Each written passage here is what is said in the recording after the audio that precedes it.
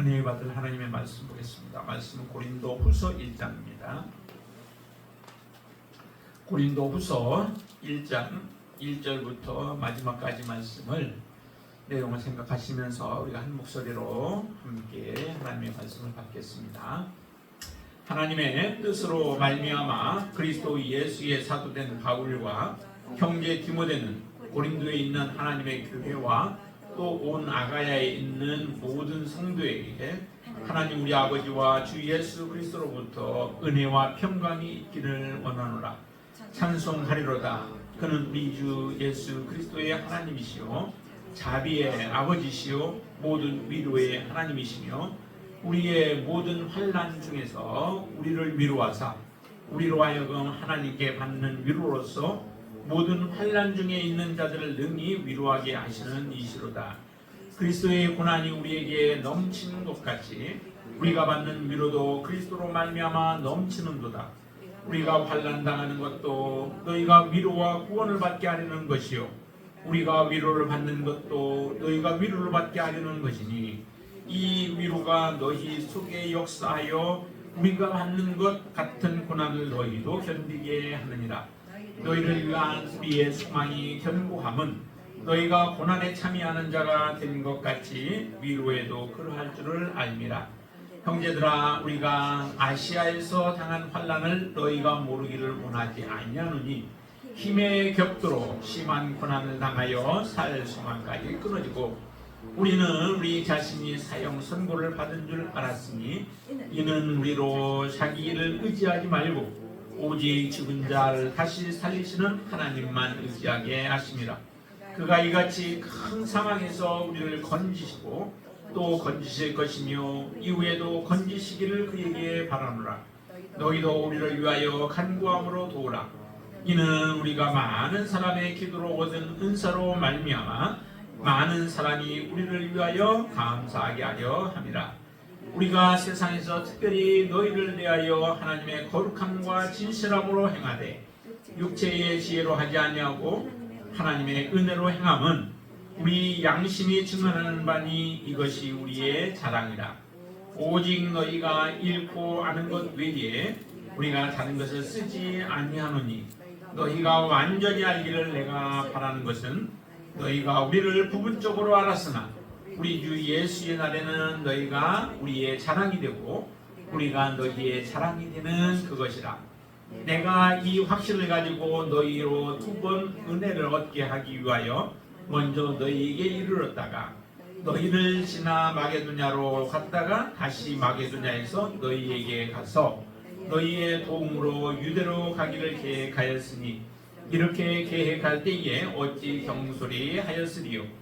곧 계획하기를 육체를 따라 계획하여 예예 하면서 아니라 하는 일이 내게 있겠느냐. 하나님은 미쁘시니라. 우리가 너희에게 한 말은 이해하고 아니라 함이 없노라. 우리 곧 나와 실로아노와 디모데로 말미암아 너희 가운데 전파된 하나님의 아들 예수 그리스도는 이해하고 아니라 함이 되지 아니하셨으니 그에게는 이해만 되었느니라. 하나님의 약속은 얼마든지 그리스도 안에서 이해가 되니 그런즉 그로 말미암아 우리가 아멘하여 하나님께 영광을 돌리게 되느니라. 우리를 너희와 함께 그리스도 안에서 굳건하게 하시고 우리에게 기름을 부으신 이는 하나님이시니 그가 또한 우리에게 인치시고 보증으로 우리 마음에 성령을 주셨느니라. 내가 내 목숨을 걸고 하나님을 불러 증언하시게 하노니 내가 다시 고린도에 가지 아니한 것은 너희를 아끼려 함이라.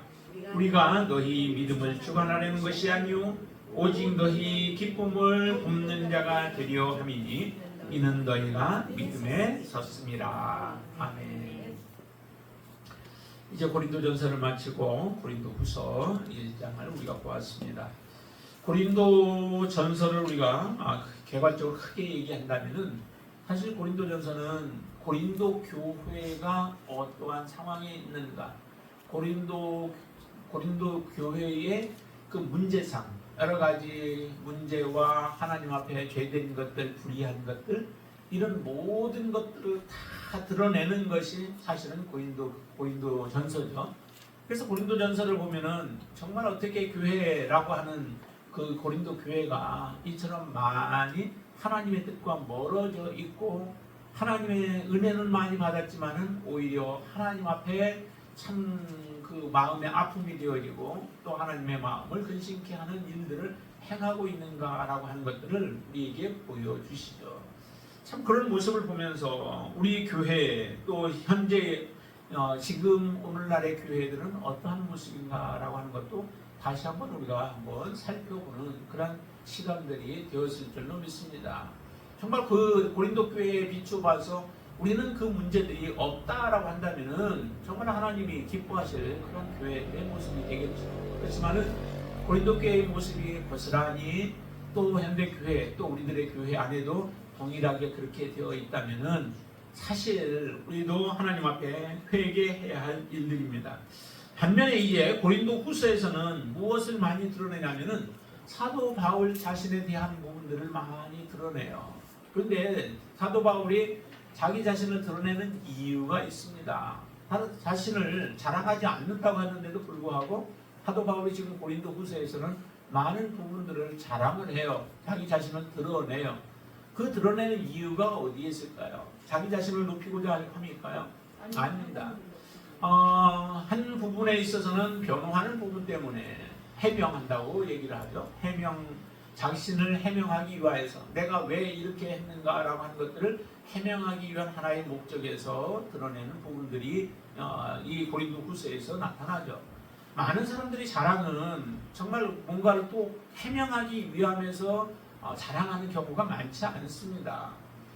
대부분의 경우는 자기 자신을 높여서 또 내가 이런 사람이야 라고 하는 것을 사람들에게 알리고자 하는 그러한 그 충동에서 보통 우리가 많이 그렇게 말을 하게 되어지죠. 하나님 참 기뻐하지 않습니다. 우리가 높아진 것도 내가 스스로 높아진 것이 아니죠. 하나님께서 우리를 높여주셨기 때문에 높아진 거예요. 제가 자주 말하지만은 정말 나의 나된 것이 내가 능력이 있어서 되어진 게 아니라는 거죠. 그 모든 것이 하나님의 돌보심이 있는 겁니다. 정말 하나님의 한 군데만 내 신체 중에 어느 한 군데만 하나님이 딱 건드려도 정말 꼼짝 못할 경우가 있어요. 그런 경우들을 좀 종종 보면서 내가 그래도 조금 이거 불편한 부분들이 조금씩 있어도 그런 가운데서도 잘 지내고 있는 게 정말 하나님의 은혜로 내가 살아가고 있구나라고 하는 것들을 많이 깨닫습니다. 이제 나이가 점점 들어가면은 또 드신 분들은 이것을 잘 느끼게 되어질 텐데요. 그런 모습들을 우리가 보면서 정말 우리는 겸손해야 되겠다라고 하는 생각을 많이 하게 됩니다. 근데 사도 바울인들은 안 그렇겠어요. 더군다나 사도 바울의 마음속에는 다른 게 사도 바울의 마음속에 들어가 있지 않고 오직 교회를 어떻게 하면 바르게 세울 것인가 라고 하는 그리고 자기가 전도해서 세우는 교회들을 잘 성장하고 하나님의 뜻 가운데 서 있기를 원하는 간절한 마음 그거밖에 사실은 없죠. 그래서 교회를 위하여서 정말 고난도 무릅쓰고 행하는 사도 바울의 모습들을 많이 우리가 보게 되어집니다. 오늘 본문에서도 보면은 우리가 이 본문을 통해서 알 것은 정말 사도 바울이 해명을 하게 되어지는데 해명과 그 또 하나는 뭐냐면은 권면이라고 하는 두 가지가 큰 중심의 단어예요. 그래서 사도 바울은 왜 무엇을 해명을 하고 있는가라고 하는 것과 사도 바울이 그러면 고린도 교회에 그 고린도 전서에서 많은 부분들을 지적을 했는데 이런 지적한 것들을 고린도 교회가 잘 받아들이면 얼마나 좋겠어요. 근데 고린도 후서에 와서도 아직도 그 온전하게 사도 바울의 말들을 받아들이지 않는 것 같습니다. 그래서 여기에도 보면은 해명하는 이유들이 바로 아직도 관계가 제대로 되어지지 못하고 사도 바울을 바르게 신뢰하지 못하는 관계 속에 있기 때문에 이런 부분들을 깨뜨리고 관계를 다시 회복하고 하나님 앞에 바른 모습을 세우기 위함이죠. 정말로 사도 바울과의 거리가 멀고 사도 바울을 오해하게 되어지면 결과적으로는 교회가 하나님 앞에 바르게 서지 못하게 되어집니다. 이 고린도 후서 전체를 우리가 통틀어서 볼 때에 가장 중요한 단어가 거기에는 온전함이라고 하는 거예요. 온전한 교회가 되어지도록 하기 위한 다른 서신서도 사실은 다 그런 부분들이 다 포함되어져 있기는 하죠. 왜 서신서를 쓰겠어요? 교회를 향하여서 서신서를 쓰는 이유는 그 교회가 잘하고 있으면은 잘하는 것을 칭찬하고 못하는 것이 있으면 못하는 것을 책망함으로 인하여서 그 잘못된 부분에서 빨리 돌이켜서 하나님이 기뻐하시는 선한 모습의 열매들을 맺기를 원하는 마음에서 서신서를 쓰게 되어지죠. 요한계시록도 마찬가지였다고 말씀을 드렸습니다. 7교회를 향하여서 하시는 말씀도 마찬가지죠. 잘한 교회를 향해서는 칭찬하지만 그렇지 않은 교회는 칭찬과 그 다음에 책망이 함께 같이 들어가 있습니다. 책망한 부분들에 대해서는 빨리 떨쳐버리고 하나님 앞에 바르게 돌아서는 그런 지혜가 있어야 되죠. 그리고 칭찬한 부분들에 대해서는 교만하라고 주신 말씀이 아니라 더 잘하여서 하나님 앞에 더 아름다운 열매들을 맺으라고 하시는 말씀들이에요. 자, 그러면은 사도 바울이 이 고린도 교회를 향하여서 하시는 말씀 가운데 그 해명이 어떤 해명일까? 첫 번째는 이 말씀입니다. 하나님의 뜻으로 말미암아 일꾼이 되었다라고 하는 거예요. 오늘 본문 1절에 보면은 처음에 시작부터 그렇게 말씀하죠. 하나님의 뜻으로 말미암아라고 얘기를 해요. 왜 하나님의 뜻으로 말미암아를 첫 문장에 딱 집어넣어서 이렇게 말했을까요?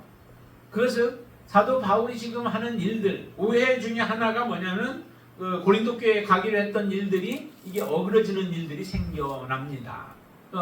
그래서 자기가 가겠다고 했는데 그게 제대로 잘 이루어지지 못하는 부분이 있었는데 이런 부분들에 대해서도 자기 사도 바울의 개인적인 어떤 욕심이나 아니면 자기의 유익을 위하여서 이렇게 온다고 해놓고 그 말이 제대로 이루지 못했던 것처럼 그렇게 이제 사람들이 생각을 하게 되어지죠.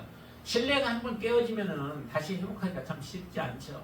그래서 이렇게 오해하고 있는 그들을 향하여서 사도 바울은 내가 너희들에게 가지 못한 이유도 나름대로 이유가 있는 거죠. 근데 그게 개인적인 이유라기보다는 하나님의 뜻에 따라서 하나님이 그렇게 허락지 아니하여서 가지 못했다라고 하는 것을 말씀을 하죠. 왜냐하면 한번 보세요. 자, 23절 말씀 한번 보실까요? 23절 같이 한번 읽습니다. 내가 내 목숨을 걸고 하나님을 불러 증언하시게 하노니 내가 다시 고린도에 가지 아니한 것은 너희를 아끼려 함이라. 24절 우리가 너희 믿음을 주관하려는 것이 아니요 오직 너희 기쁨을 돕는 자가 되려 함이니 이는 너희가 믿음에 섰습니다 라고 얘기합니다. 사도 바울이 만약에 가게 되었으면 갔으면 어떤 결과가 나올까요? 여기 보니까 너희 기쁨을 돕는 자가 되려고 할 뿐이지 너희를 주관하려고 하는 것은 아니다는 거예요. 고린도 전서에서 서신을 통하여서 고린도 교회에 많은 책망들을 했습니다. 사도 바울이 책망할 때는 정말 막 끔찍하게 또 단호하게 막 하잖아요. 그래서 사람이 그 앞에 있을 때는 그 사람들을 향해서 직설적으로 얘기를 했을 거예요. 막 죄를 지은 자들에 대해서는 그들을 책망하고 아니면 내쫓으라고 하실 그런 그 엄중한 책망을 하게 되어질 터인데 근데 가지 않았어요. 그로 인하여서 자기의 마음은 보면은 얘기하고 싶지만은 그런 것들이 이제 가지 않고 보지 않음으로 인하여서 좀 누그러뜨리게 되어지고 하는 이런 일들이 일어나죠. 만약에 사도 바울이 가서 실제적으로 고린도 교회 교인들을 보게 되면 어떤 일이 일어나냐면 24절 아까 본 것처럼 우리가 너희 믿음을 주관하려고 하는 그런 자세가 있었을 것이다 라고 하는 거죠. 그 교회를 다니는 사람이 있어도 나름대로 사도 바울은 고린도 교회에 대해서 많은 사랑하는 마음들이 있기 때문에 그 사람들에 대해서 주관하여서 잘못된 부분들에 대해서 징계하고 또 그들에 대해서 여러 가지로 책망할 때에 그것으로 인하여 많은 사람들이 그 믿음을 자의적으로 모든 것을 하기보다는 사도 바울의 때문에 억지로 하게 되어지는 그런 경우들이 생겨진다는 거예요. 그러나 가지 아니함으로 인하여서 어떻게 너희 믿음이 서 있기 때문에 내가 가지 않아도 너희 기쁨을 돕는 자가 내가 그런 역할을 감당하기 위해서 사실은 하나님이 나를 못 가게 한 것이다 라고 하는 이렇게 지금 말을 하는 거죠. 그래서 둘러대는 것이 아니라 정말 하나님께서 그와 같은 목적과 뜻이 있기 때문에 사도 바울을 가지 않게 한 것이다 라고 하는 것을 말씀합니다. 이런 부분들이 보면은 하나님께서 이 사역자들을 세우신 것은 그 사역 하나님이 세우셨다라고 하는 거죠. 하나님으로 말미암아 되어진 것이기 때문에 사람들이 개인적인 감정을 가지고 사역자들에 대해서 너희들이 힐난하고 또 사역자들에 대해서 거짓 듣고 사역자들에 대해서 비난하고 하는 이와 같은 일들을 그치라라고 하는 그러한 목적으로 이렇게 말씀하는 겁니다. 자, 그렇게 말하면서 쭉 이야기하는 말씀들을 보면은 위로에 대한 말씀과 그 다음에 환난에 대한 말씀을 많이 나오죠. 오늘 특별히 보면은 하나님에 대해서도 모든 위로의 하나님이시다라고 말씀해요. 그렇죠? 하나님을 찬양할 일들이 많은데 그 하나님은 3절에 보면은 어떤 하나님이냐면 우리 주 예수 그리스도의 하나님이시다라고 얘기를 해요. 우리 주 예수 그리스도의 하나님이시다라고 하는 것을 여러분들이 들으시면서 어떤 생각이 드시는지 모르겠어요. 예수 그리스도의 하나님이시다라고 하는 말은 다시 말하면은 예수 그리스도가 이 땅에 오셔서 참으로 고난을 많이 당하셨잖아요. 고난을 당하시고 십자가에서 죽기까지 하셨습니다. 그렇지만은 하나님께서는 예수 그리스도의 고난과 고난 이후에 고난과 죽음 이후에 부활을 통하여서 예수 그리스도를 높이시는 놀라운 역사를 하나님이 행하셨죠. 이런 행하신 모습을 보면서 우리는 위로가 되어지는 거예요. 하나님은 반드시 고난에서 끝나는 게 아니고 죽음에서 끝나는 것이 아니라 부활로 하나님은 다시 일으키셔서 우리가 고난당하는 것에 대해서 하나님은 반드시 보상하시는 분이시다. 우리가 믿음으로 살아가는 가운데에서도 여러분들이 많은 고난 가운데 처해진다 해도 그 고난을 믿음으로 승리하고 하나님을 신뢰하며 여러분들이 승리하게 되어질 때에 그 고난은 정말 값진 것이 되어진다는 거죠. 근데 예수 그리스도의 하나님은 반드시 이처럼 하나님께서 그렇게 행하신 모습을 통하여서 우리에게도 큰 도전이 되어지는 거죠. 사도 바울과 그 사역자들 일행들에게도 이것은 큰 위로가 되어지는 거예요. 그래서 우리 주 예수 그리스도의 하나님이시오 자비의 하나님이시오 모든 위로의 하나님이시다라고 그러기 때문에 우리가 하나님을 찬송하는 것이죠. 자, 4절 말씀 같이 한번 읽어볼까요? 우리의 모든 환난 중에서 우리를 위로하사 우리로 하여금 하나님께 받는 위로로서 모든 환난 중에 있는 자들을 능히 위로하게 하시는 이시로다. 예수님의 사역을 통하여서도 또 사역자들에게나 아니면 믿는 자들에게 큰 위로를 주실 뿐만 아니라 사도 바울과 그 일행들이 당한 고난과 역경과 환난들 가운데서 그 모든 것들을 견디고 이겨내는 가운데서 위로를 주셨던 그 하나님이 이제 또 누구를 위로하게 만드냐? 이 사역자들을 통해서 다른 사람들을 또 위로하게 하신다는 거예요. 그 목적이 있어서 사도 바울과 일행들에게는 이런 고난들을 허락하셨다는 거죠. 그러나 성도들에게는 그럼 그런 특권이 없을까요? 성도들에게는 마찬가지예요. 고난 가운데서 고난을 잘 이겨내는 사람들의 모습을 보면은 다른 성도들이 큰 도전을 받잖아요. 그래서 사도 바울이 어떤 것을 그래서 자랑하는지를 보세요. 자, 8절 말씀과 9절 말씀 한번 8절로 10절 말씀까지 한번 보시죠. 자, 같이 읽습니다.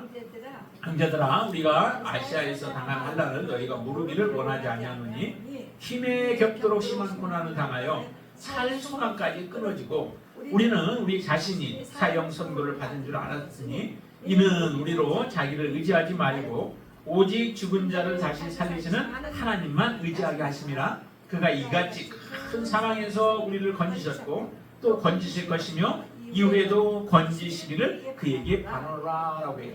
사도 바울이 당한 환난, 아시아에서 당한 환난이 어떤 환난이라고 말하고 있죠?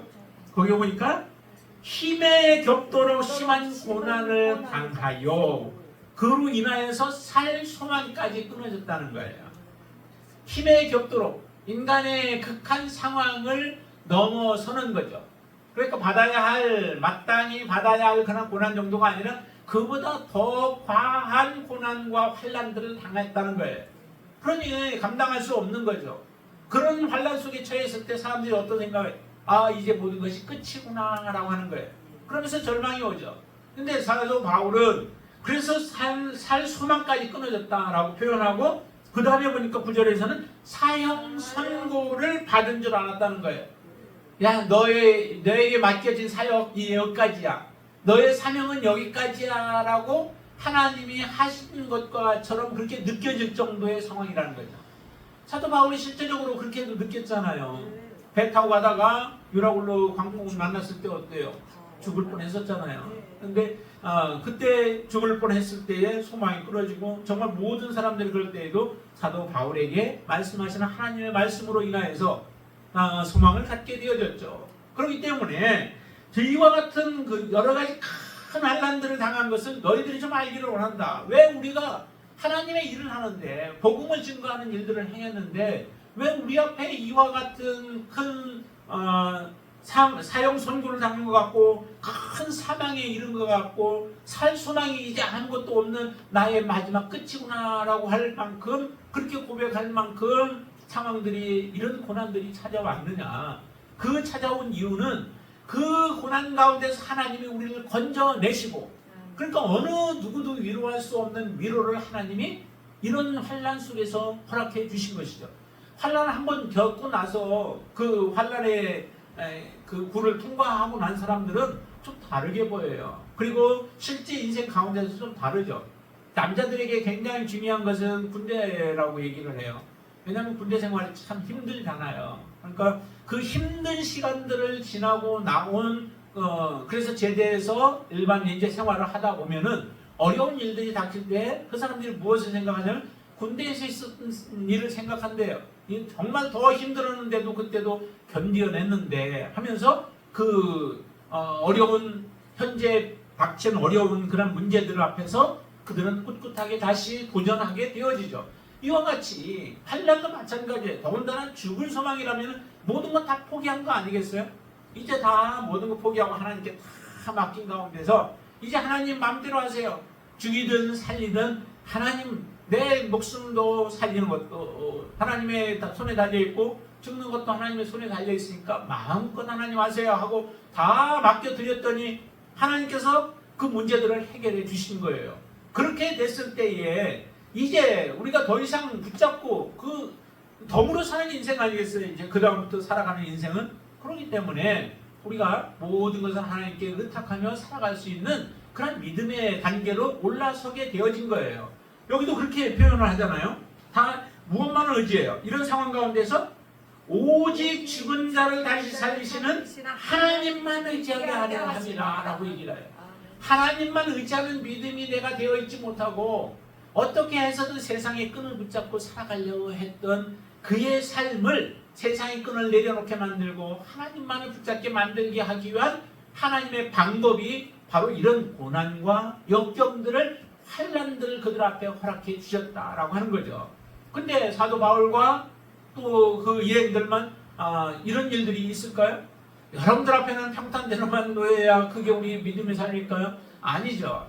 우리 앞에도 이런 일들이 놓일 수 있다라고 하는 거예요. 그럼 이럴 때에 우리가 무엇을 생각해요? 주님을 생각하는 것이 가장 먼저 이겠지요.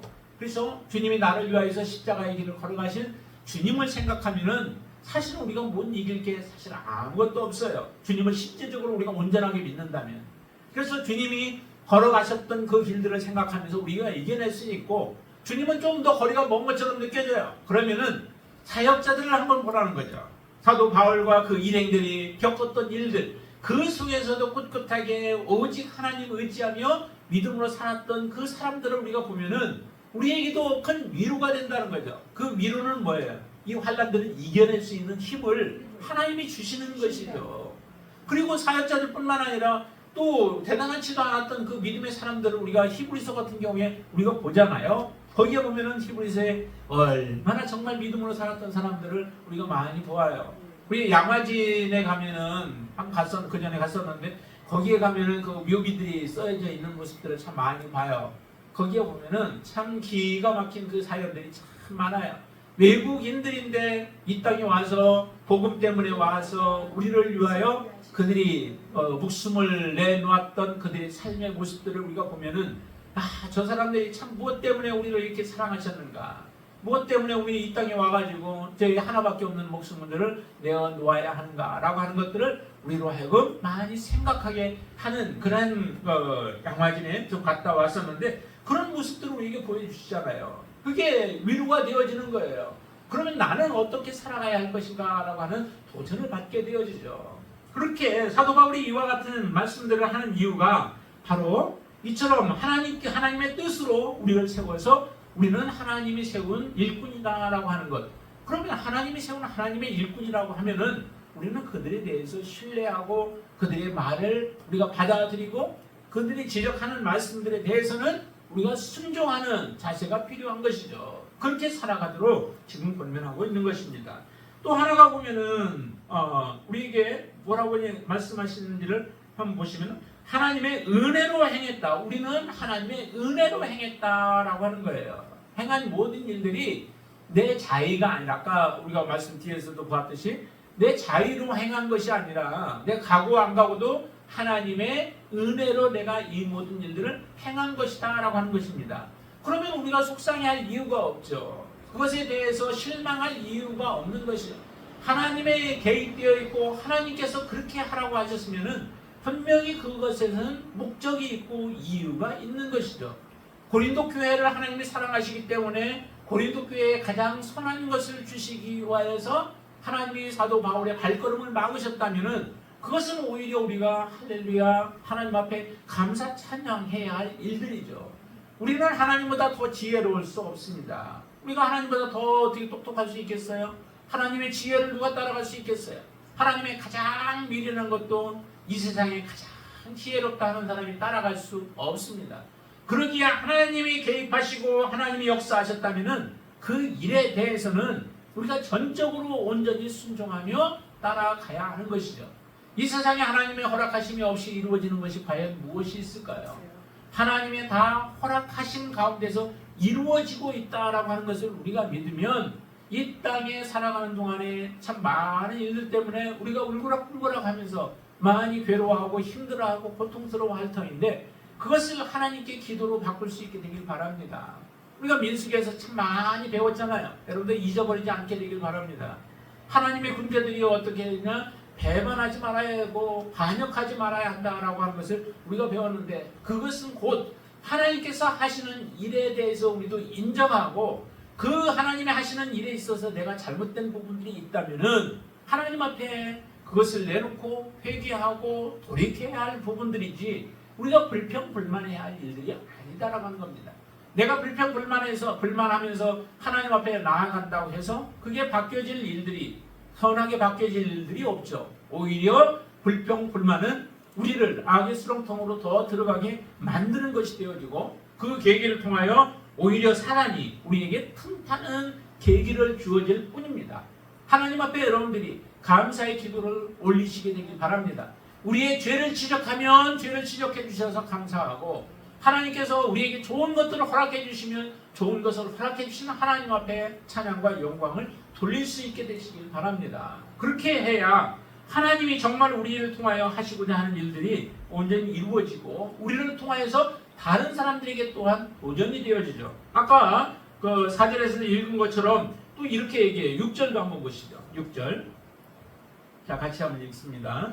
우리가 환난 당하는 것도 너희가 위로와 구원을 받게 하려는 것이요 우리가 위로를 받는 것도 너희가 위로를 받게 하려는 것이니 이 위로가 너희 속에 역사하여 우리가 받는 것 같은 고난을 너희도 견디게 하느니라 말하죠. 우리가 고난을 당하는 것도 너희를 위한 것이라는 거예요. 그러니까 사도 바울도 당하는 것에 대해서 뭐라 그래요? 감사하는 거죠. 죽을 고난과 살수만까지 끊어졌으면 사형 선고까지 받았어도 그래도 감사하는 거예요. 주님이 십자가에서 기도할 수 있었던 이유가 뭐예요? 그것도 곧 나를 통하여서 이런 고난들을 통하여 저 나를 십자가에 못 박은 저 군인들이 저들도 나를 욕하는 자들도 지나가면서도 욕을 하고 조롱하는 사람들조차도 하나님께서 구원하기 위한 목적으로 하나님께서 그 일들을 행하셨기에 기도가 나올 수 있는 것이죠. 사도 바울이 이 고난 속에서도 정말 감사한 것은 이런 환난을 통하여 고린도 교회 아니면 다른 교회들을 세우기 위한 위로와 구원을 받게 하려는 것이 그 목적이었다라고 그렇게 고백하고 있잖아요. 그리고 또 우리가 위로를 받는 것도 뭐예요? 다른 사람들에게 내가 위로가 되어졌는데 그 위로가 다른 사람에게 또한 위로가 되어진다라고 하는 것입니다. 모든 일들이 다 좋은 겉으로 보기에 좋은 것이든 나쁜 것이든 다 이게 뭐예요? 다 은혜가 되어져서 다른 사람들에게 영향력을 끼치고 그들로 하여금 하나님 앞에 서게 하는 데에 쓰여질 수 있다라고 하는 것을 생각할 때에 얼마나 감사한 일이에요. 거기다가 고난이 닥쳐오게 되어지면 사람들은 어때요? 그 고난에서 무너질 가능성들이 많이 있잖아요. 그 고난 속에서도 고난을 견뎌내고 이겨낼 수 있도록 바로 이런 고난들이, 우리가 당한 고난들이 이와 같은 역할을 할 수 있다면은 그것을 우리가 어떻게 거부할 수 있겠어요? 그것도 감사함으로 사실은 받아들여야 되는 것이죠. 이게 바로 믿음입니다. 이렇게 언제나 이런 자세로 서는 것이 그게 진정한 믿음을 우리가 갖게 되어진 것이고 하나님이 기뻐하는 사람의 삶의 모습인 거죠. 자, 이처럼 사도 바울과 그 일행들이 당하는 여러 가지 그 고난들을 자랑하지만은 그 자랑을 통하여서 교회를 온전하게 세우는 데에 쓰여지기를 원하여서 사실은 할 수 없이 이런 자랑들을 할 수밖에 없는 거예요. 자, 이렇게 하나님의 뜻으로 말미암아 일꾼이 되었고 또 하나님의 은혜로 말미암아 모든 일들을 행한다라고 그렇게 해명하고 있는 이 사도 바울이 그럼 고린도 교회를 향하여서 무엇을 지금 권면하고 있을까요? 그 권면은 아까 우리가 말한 것 안에 다 들어있지만은 7절 한 번 더 보시죠. 7절에 보시면 같이 읽습니다. 너희를 위한 우리의 소망이 견고함은 너희가 고난에 참여하는 자가 된 것 같이 위로해도 그러할 줄 압니다. 그러죠? 여기 다시 말하면 너희도 위로하는 자가 되라라고 하는 거예요. 고난에 너희들이 함께 참여했느냐? 지금 고난을 받고 있느냐? 그런 고난들이 있느냐? 그러면은 너희들이 우리처럼 너희들이 위로하는 것도 함께 너희들이 다른 사람들을 위로하는 자가 되라라고 하는 거예요. 사도 바울과 그 일행들이 함께 위로를 하고 있잖아요. 다른 사람들에게 위로가 되잖아요. 그와 같이 하나님의 은혜를 받은 자, 그 사람들은 다 이런 위로자가 되라라고 지금 권면하고 있는 겁니다. 여러분들에게도 동일하게 권면합니다. 하나님은 여러분들을 통하여서 다른 사람들, 아직도 믿음이 연약한 자들을 위로하기를 원하십니다. 나는 그거 못해. 그러나 여러분들이 고난 속에서 믿음으로 하나님을 붙잡고 이겨내는 그 삶을 살아가면은 그 자체가, 삶 자체가 다른 사람을 위로하는 삶이 되어지는 거예요. 아, 저 사람 저기 반란을 이겨내지 못할 것 같은데 고난 속에서 어떻게 저렇게 감사하고 있나? 저 고난 속에서도 어떻게 찬양하고 또 저 고난 속에서 저런 교회 나가자마자 어려움을 당하면은 그러면은 보통 그 교회를 그냥 그만두고 나가지 않고 포기해버리는데 믿음이 떨어져 버리는데 저 사람은 어떻게 그래도 그런 상황에서 하나님 앞에 더 나아가서 기도하는가? 이런 모습들을 보면은 사람들에게 큰 도전이 되어지잖아요. 은혜가 되어지죠. 그렇게 위로하는 자들이 되라라고 하는 거예요. 특별히 고린도 교회는 많은 은혜를 받았잖아요. 하나님의 많은 은사를 받은 자들이잖아요. 그렇기 때문에 더더욱 이와 같은 역할들을 감당하라라고 지금 고린도 교회의 사도 바울은 그렇게 권면하고 있습니다. 또 하나 우리가 보면은 거기에 완전히 알라라고 얘기를 하죠. 13절에 보면은 오직 너희가 읽고 아는 것 외에 우리가 다른 것을 쓰지 아니하노니 너희가 완전히 알기를 내가 바란다라고 하면서 완전히 알기를 원해요. 모든 것을 다 알기를 원하죠. 다 알지 못한 가운데서 지금 사도 바울에 대해서 편견을 가지고 또 그들이 오해를 한 것들을 가지고 사도 바울을 때로는 질문하고 그에 대해서 헐뜯고 하는 이런 것들은 다 알지 못하기 때문에 그렇죠. 그러나 분명히 다 알게 되어지면은 이런 오해들은 사라지게 되어져요. 근데 그때가 언제로 보고 있느냐면 주께서 오실 때 심판대 앞에 섰을 때 이와 같은 일들이 다 이루어져서 나와 너와 서로 간에 너희들과 나와는 정말 서로 자랑이 되어야 되지 않느냐. 고린도 교회는 사도 바울로부터 복음을 받아서 정말 성장하고 성숙한 교회가 되어진다면 이게 사도 바울에게 감사한 일이 되어지고 사도 바울이 우리를 이렇게 했다라고 그 자랑이 되어질 수 있잖아요. 반면에 또 사도 바울은 고린도 교회가 하나님 앞에 바르게 서서 정말 온전한 모습으로 세워질 수만 있다면은 그것이 바로 사도 바울에게는 큰 상급이 되어지고 자랑거리가 되어질 수 있잖아요. 그런 날을 소망하면서 너희들에게 있는 그런 문제들, 이런 문제들을 버리고 하나님을 더 깊이 알아가면서 또 관계들이 문제가 있는 부분들에 대해서 서로 더 알아가기를 원하는 그런 권면을 하고 있는 것입니다. 이런 권면을 통해서 고린도 교회가 정말 하나님 앞에 온전한 모습으로 서서 하나님을 섬길 수 있는 그런 교회가 되었으면 합니다. 우리에게 권면하는 것 중에 하나가 또 뭐냐면은 그 예가 된다라고 하는 그런 표현을 하고 있잖아요. 예수가 예가 됐다라고 말씀합니다. 20절 말씀 보실까요? 19절 말씀.